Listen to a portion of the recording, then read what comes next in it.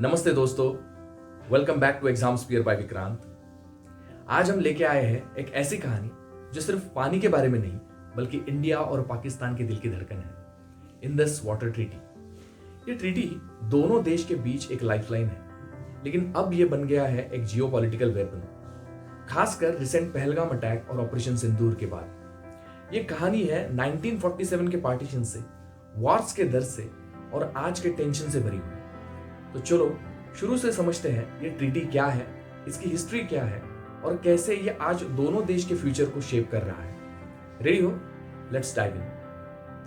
ये कहानी शुरू होती है 1947 में, जब हिंदुस्तान और पाकिस्तान का पार्टीशन हुआ था। ब्रिटिश राज के खत्म होने के साथ एक बड़ी प्रॉब्लम हो गई थी कि इंडस रिवर सिस्टम जो है उसका पानी कैसे डिवाइड किया जाए। ये सिस्टम जो तिब्बत के मानसरोवर लेक के पास शुरू होता है, दोनों देश के लिए जान है। इंदस, झेलम, चिनाब, रावी, बियास एंड सतलज, ये 6 नदियों दोनों मुल्क के खेतों को सींचती है।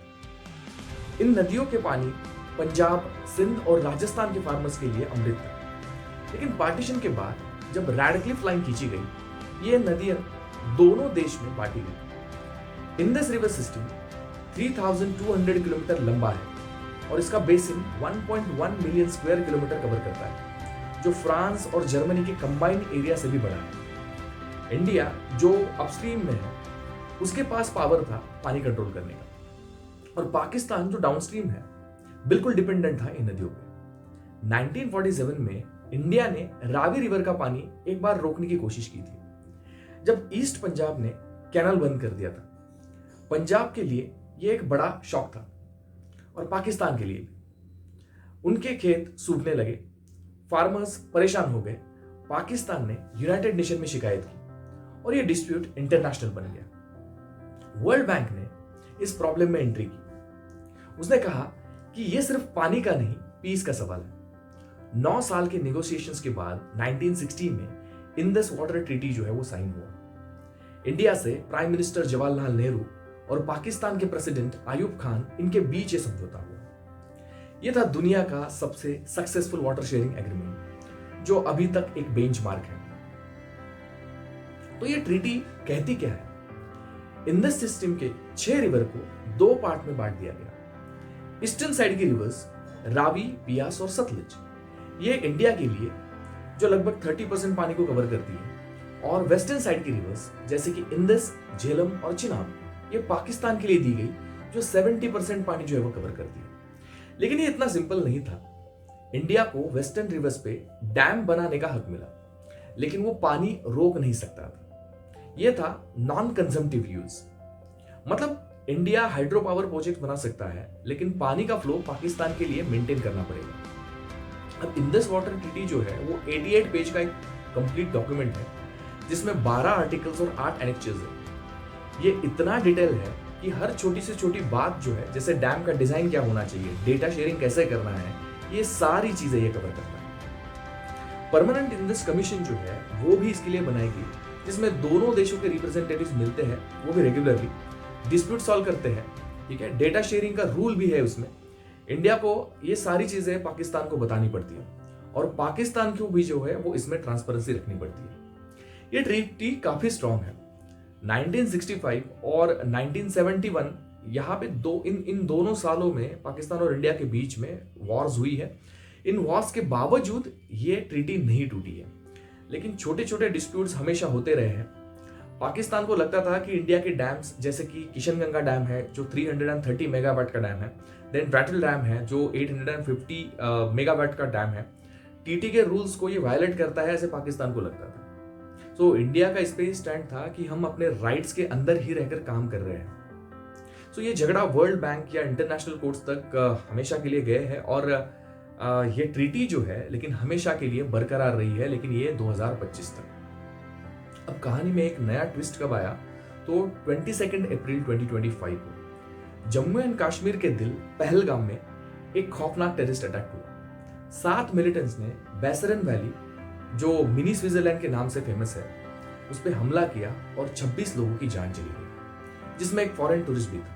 यह था एक इंटरनेशनल एम्बैरेसमेंट। यह अटैक इंडियन इंटेलिजेंस के मुताबिक पाकिस्तान बैक था, लश्कर ए तैयबा का एक ऑफशूट ऑर्गेनाइजेशन है कश्मीर रेजिस्टेंट फ्रंट, उसने इसकी रिस्पॉन्सिबिलिटी ली है।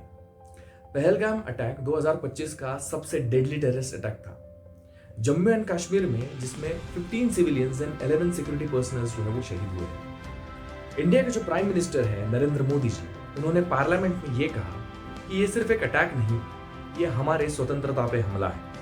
हम टेररिस्ट और उनके सपोर्टर्स को कभी माफ नहीं करेंगे। इस अटैक ने इंडिया के सब्र का बांध तोड़ दिया। इंडिया ने एक अनप्रेसिडेंटेड डिसीजन लिया, इंडस वाटर ट्रीटी को सस्पेंड कर दिया। ये पहली बार इंडिया ने इतना बड़ा स्टेप उठाया।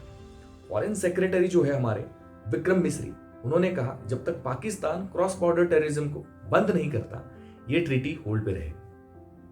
अब पाकिस्तान का रिएक्शन तो देखो, उन्होंने इस सस्पेंशन को एक्ट ऑफ वार कहा। क्यों? क्योंकि इन दिस सिस्टम पाकिस्तान के लिए ऑक्सीजन है। ये सिस्टम पाकिस्तान के 80% एग्रीकल्चर और 30% हाइड्रो पावर को सपोर्ट करता है। अगर इंडिया पानी रोक देता है तो पाकिस्तान के खेत सूख जाएंगे, फूड क्राइसिस हो सकता है और इकोनॉमी कोलैप्स कर सकता है। पाकिस्तान की 65% पॉपुलेशन डायरेक्टली या इनडायरेक्टली एग्रीकल्चर पे डिपेंड करता है और इंडस बेसिन 90% इरिगेटेड लैंड को सपोर्ट करता है। पाकिस्तान के लेफ्टिनेंट जनरल अहमद शरीफ चौधरी ने धमकी दी है कि अगर तुम हमारा पानी रोकोगे हम तुम्हारी सांस रोक देंगे। पाकिस्तान ने भी रिटेलिएट किया। 1972 का एक शिमला एग्रीमेंट था, उसको उन्होंने सस्पेंड करने की धमकी दी और इंडियन एयरलाइंस के लिए एयर स्पेस बंद कर दिया। लेकिन यह सब इतना सिंपल नहीं है। एक्सपर्ट्स कहते हैं कि इंडिया के पास अभी इतनी इंफ्रास्ट्रक्चर नहीं है कि वो वेस्टर्न रिवर्स का सारा पानी रोक दे। इंडिया के डैम्स जैसे कि बगलियार और किशनगंगा लिमिटेड स्टोरेज कैपेसिटी रखते हैं। ये बिलियंस ऑफ क्यूबिक मीटर्स पानी होल्ड नहीं कर सकते। फिर भी इंडिया ने एक मास्टर प्लान बनाया है। यूनियन जल शक्ति मिनिस्टर सीआर पाटिल ने कहा कि हम शॉर्ट टर्म में डिसल्टिंग करेंगे, मिड टर्म में कैनल्स बनाएंगे और लॉन्ग टर्म में नए जो डैम है उनको कंप्लीट करेंगे। ये स्ट्रैटेजी है, एक बूंद भी पाकिस्तान को ना चलेगा। इंडिया ने प्रोजेक्ट जैसे कि शाहपुर गंदी डैम और ऊज मल्टीपर्पज प्रोजेक्ट को फास्ट ट्रैक कर दिया, जो रावी और बियास का पानी फुल्ली यूटिलाइज करेंगे। अब आता है कहानी का क्लाइमैक्स, ऑपरेशन सिंदूर। 7 मई 2025 को इंडिया ने पाकिस्तान और पाकिस्तान ऑक्युपाइड कश्मीर में 9 टेररिस्ट कैंप पे सर्जिकल स्ट्राइक की। यह था इंडिया का जवाब पहलगाम अटैक का। इंडियन एयरफोर्स और आर्मी ने प्रिसीजन गाइडेड मिसाइल्स यूज किए और इंडियन आर्मी ने कहा हमने सिर्फ टेररिस्ट इंफ्रास्ट्रक्चर को टारगेट किया है, कोई सिविलियन या मिलिट्री टारगेट नहीं। ऑपरेशन सिंदूर में इंडिया ने 500 किलोमीटर रेंज की ब्रह्मोस मिसाइल और इंडिजियस पिनाका रॉकेट सिस्टम को यूज किया, जो वर्ल्ड क्लास एक्यूरेसी के लिए जाने जाते हैं। पाकिस्तान ने क्लेम किया कि उन्होंने 5 इंडियन प्लेन्स गिरा दिए हैं, लेकिन इंडिया ने इसका कोई ऑफिशियल रिस्पॉन्स नहीं दिया। ऑपरेशन सिंदूर के बाद एक टेम्पररी सीज फायर हुआ, लेकिन इंडिया का स्टैंस बिल्कुल क्लियर था। इंडस वाटर ट्रीटी तब तक सस्पेंड रहेगा जब तक पाकिस्तान टेररिज्म बंद नहीं करता। फॉरेन मिनिस्टर एस जयशंकर ने कहा यह ट्रीटी गुडविल पे बना था और पाकिस्तान ने उस गुडविल को बर्बाद कर दिया। अब हम अपने स्ट्रैटेजिक इंटरेस्ट पे फोकस करते हैं। ये सस्पेंशन का क्या मतलब रखता है कि पाकिस्तान के लिए ये एक एग्जिस्टेंशियल क्राइसिस था। 240 मिलियन लोग, उनका एग्रीकल्चर, उनका हाइड्रो पावर सब इन द सिस्टम पे डिपेंड करता है। अगर पानी का फ्लो कम होता है तो पाकिस्तान में फूड इनसिक्योरिटी और इकोनॉमिक इंस्टेबिलिटी बढ़ सकती है। इंडस रिवर सिस्टम पाकिस्तान के जीडीपी का 25% जो है वो कंट्रीब्यूट करता है, डायरेक्टली या फिर इनडायरेक्टली भी। एग्रीकल्चर और एनर्जी के थ्रू ये सारी चीजें की जाती है। इंडिया के लिए ये एक स्ट्रैटेजिक मूव है, टेररिज्म के खिलाफ एक बोल्ड मैसेज है और शायद इंडस वाटर ट्रीटी को रीनिगोशिएट करने का एक मौका। लेकिन ये रिस्की भी है क्योंकि इंटरनेशनल कम्युनिटी जैसे कि यूनाइटेड नेशंस और वर्ल्ड बैंक इस पर नजर रखे हुए है। चाइना जो पाकिस्तान का अलाय है और इंडस के अपस्ट्रीम में भी डैम बना सकता है, इस सिचुएशन को क्लोजली मॉनिटर कर रहा है। चाइना के डैम्स जैसे कि डायमर बाशा इंडस का फ्लो जो है वो अफेक्ट कर सकता है, जो इंडिया और पाकिस्तान दोनों के लिए एक नया चैलेंज है। पाकिस्तान ने वर्ल्ड बैंक और यूनाइटेड नेशन से अपील की है कि इस ट्रीटी को रिस्टोर किया जाए, लेकिन इंडिया का स्टैंड है नो कॉम्प्रोमाइज ऑन टेररिज्म। ये डेडलॉक दोनों देश के रिलेशंस का टेंशन जो है वो और बढ़ा रहा है। अब जरा सोचो, ये सिर्फ पॉलिटिक्स का खेल नहीं है, ये एक इंसानी जिंदगी का सवाल है। दोनों देश के फार्मर्स जो इन नदियों पर डिपेंड करते हैं इस कॉन्फ्लिक्ट का शिकार बन सकते हैं। क्लाइमेट चेंज भी एक प्रॉब्लम बड़ा हो सकता है इसमें।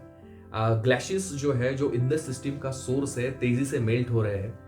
हिमालयन ग्लेशियर्स जो इंडस को 40% पानी देते हैं, 2050 तक 1/3 श्रिंक हो सकते हैं। और ये सारी चीजें क्लाइमेट चेंज की वजह से होगी। अगर इंडिया पानी रोकता है तो पाकिस्तान में फूड क्राइसिस हो सकता है, लेकिन अगर इंडिया अपने डैम्स और कैनाल को ओवरड्राइव में चलाता है तो उसके अपने इकोसिस्टम पे भी असर होगा, जैसे कि पंजाब के वेटलैंड्स हैं वो खतरे में आ सकते हैं। ये एक डेलिकेट बैलेंस है और दोनों देश को सोचना पड़ेगा, क्या पानी को वेपन बनाना सॉल्यूशन है? तो ये कहानी अभी कहाँ खड़ी है? क्या इंडस वाटर ट्रीटी परमानेंटली खत्म हो सकता है, या दोनों देश को नया एग्रीमेंट करने की तरफ जो है वो बढ़ना चाहिए? एक्सपर्ट्स कहते हैं कि पानी रोकना आसान नहीं है। इंडिया को भी अपने फार्मर्स के लिए पानी चाहिए और इंटरनेशनल प्रेशर भी बढ़ सकता है। इंडस वाटर ट्रीटी के डिस्प्यूट को सॉल्व करने के लिए वर्ल्ड बैंक के पास एक न्यूट्रल एक्सपर्ट और कोर्ट ऑफ आर्बिट्रेशन का ऑप्शन है, जो 2005 से 2016 तक जो है वो मल्टीपल बार यूज भी हुआ है भारत और पाकिस्तान के द्वारा। लेकिन एक बात क्लियर है, जब तक टेररिज्म और मिसट्रस्ट दोनों देश के बीच रहेगा, ये ट्रीटी एक फ्लैश पॉइंट बना रहेगा। क्या इंडिया और पाकिस्तान बैठकर एक पीसफुल सॉल्यूशन निकाल सकते हैं? ये एक नई जंग की शुरुआत तो नहीं है, ये सवाल फ्यूचर डिसाइड करेगा। तो दोस्तों, ये थी इंडस वाटर ट्रीटी की पूरी कहानी, 1947 के पार्टीशन से लेकर 2025 के पहलगाम अटैक और ऑपरेशन सिंदूर तक। एक ट्रीटी जो पानी के लिए बना था, आज एक जियोपॉलिटिकल चेसबोर्ड बन गया है। अगर आपको ये वीडियो पसंद आया तो लाइक करो, शेयर करो और हमारे चैनल को सब्सक्राइब करो। कमेंट में बताओ कि क्या लगता है, क्या इंडिया और पाकिस्तान इस इशू को पीसफुली सॉल्व करेंगे या ये एक टेंशन और बढ़ेगा? मिलते हैं नेक्स्ट वीडियो में, तब तक के लिए thank you so much, bye bye.